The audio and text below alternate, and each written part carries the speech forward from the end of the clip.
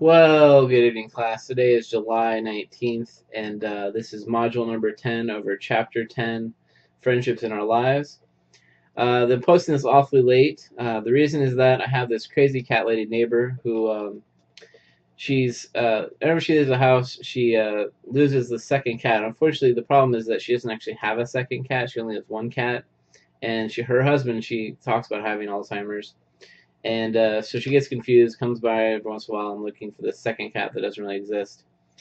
And which is not, which is fine. I don't mind. I mean, she's a sweet lady, and I feel insensitive saying that she has Alzheimer's. But this particular time, I was in the middle of recording the video, and my dog flipped out, and so I went to answer the door. Which I actually like that my dog, barks a bunch when somebody knocks on my door, but didn't work out very well for me this time. So anyway, that's why I'm posting so late. But so hopefully you'll probably see this on Friday morning rather than late Thursday evening when I post it.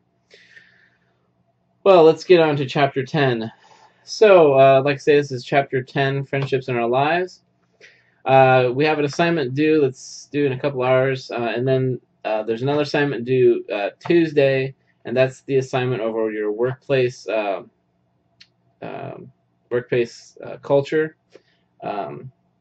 And then you'll have another assignment that we'll do next week, but then that'll be the last of the assignments after your day. So, anyway, so talk about friendships. First of all, we have a number of expectations of friends and friendship. Number one, there's a willingness to invest, which is you can't just have a friendship; you have to put something into the friendship. Emotional closeness, which is you have something in common. Acceptance, you accept each other for the positives and negatives of their personality. Trust, you trust the person, so if you tell them something, they're not going to tell everybody. Or if you say, I'm going to meet you somewhere for dinner or lunch, they're going to meet you there. And support, which is you support each other in whatever you're going through, whatever issues you have. So let's talk about a little bit that. Willingness to invest, that's time, effort, thought, and feeling. Time is obviously, in order to have a friend, it takes a certain amount of time.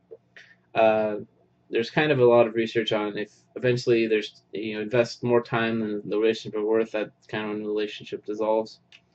Effort, there's a certain amount of effort, and then thought and feeling is kind of similar ideas about how you kind of think about people and you feel for them. So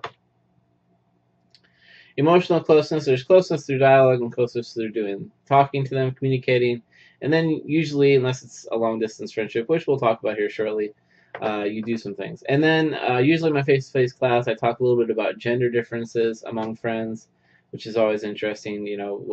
How do you deal with your same-sex friends versus your opposite-sex friends?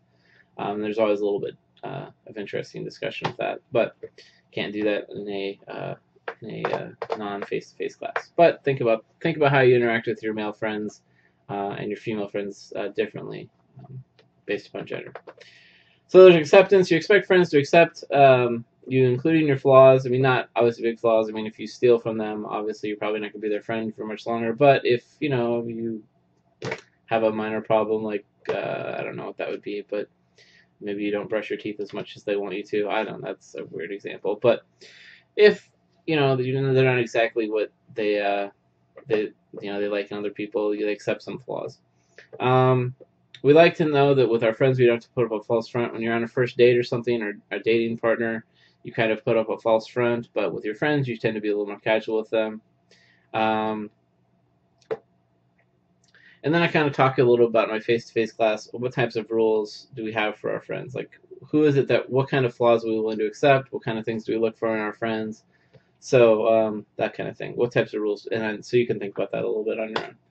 There's two dimensions of trust, which are confidence that others will be dependable, and emotional responsibility. So they're going to be dependable. If you're going to say you meet them, they're going to meet you, and then you trust that they're going to be emotionally stable. They're going to take into account your emotions.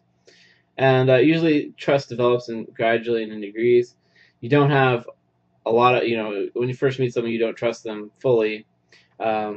And then once you get to know them all better, you usually have more trust for them. And people, one of the things that interests me about trust is that people have individual histories, and if somebody's been deceived a lot in the past, they're more careful. Whereas some people are more trusting than others. So individual histories. support, listening to problems, letting them know when they aren't alone, being available.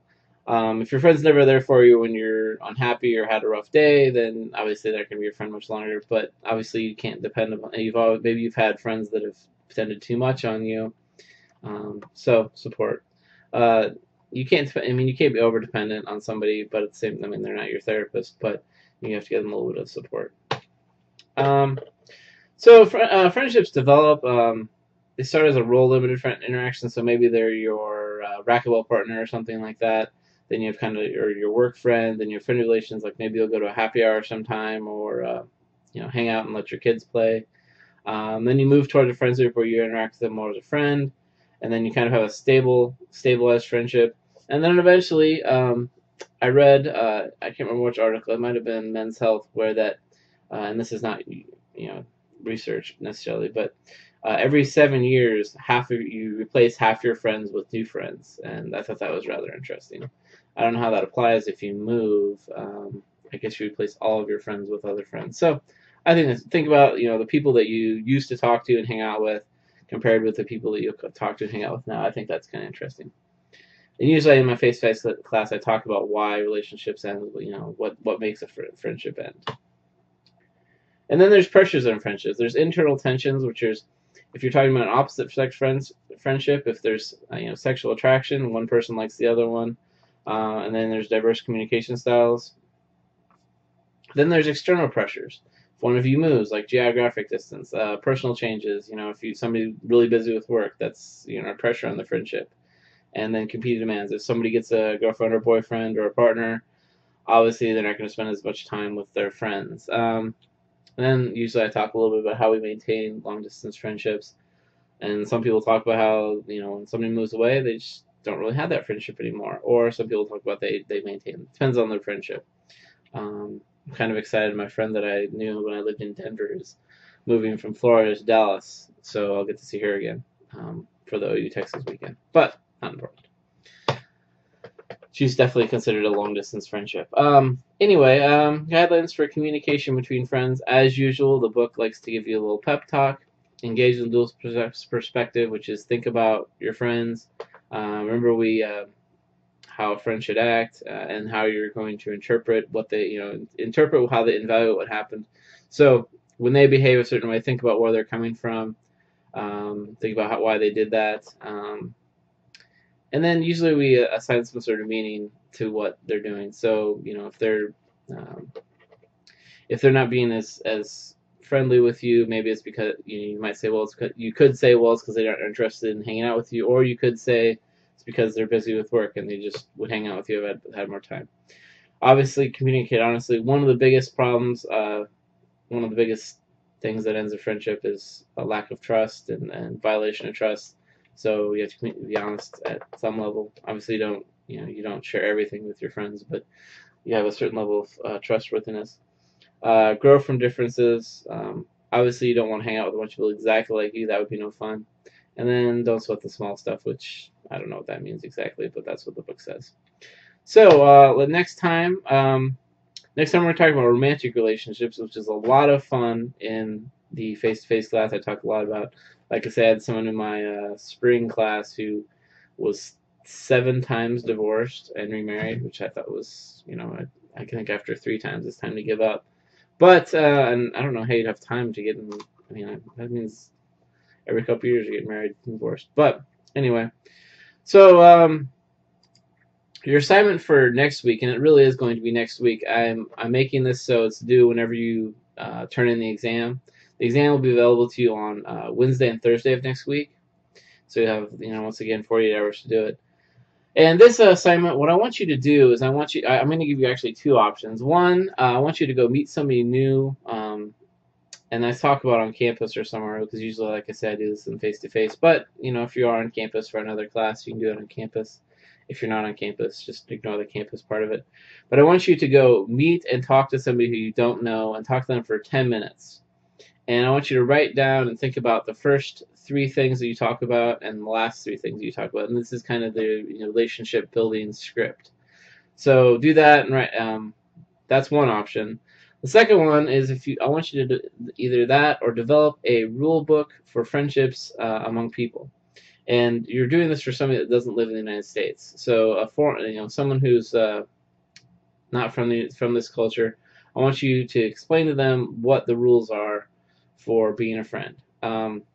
So do one of the other things. So you can talk about friendship styles and talk about how you deal with what are the rules for friendships. So those are your two options: either go meet a random person or write a friendship manual. And now both of these should be 1 page, Times New Roman, 12 point double spaced. And like I say, this is due at the exam, which is so Wednesday or Thursday. Whenever you turn in your exam, turn this in as well. And this will be the last time. I'll make videos and put out the PowerPoints for chapters 11 and 12, but I won't make assignments for those. Anyway, that's the last of module number 10. It's really hot out. I hope you're inside when it's 106 all this weekend. Have a good weekend, and that's all I have for today. See you next week.